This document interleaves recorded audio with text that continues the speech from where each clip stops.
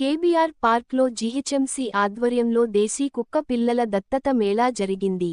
Commissioner R. V. Karnan, Khairatabad zonal commissioner Anurag Jayanthi కలిసి మేళాను ప్రారంభించారు.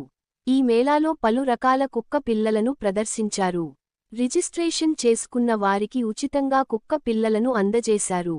భవిష్యత్లో అన్ని జోన్లలో ఇలాంటి మేళాలు నిర్వహిస్తామని కమిషనర్ తెలిపారు.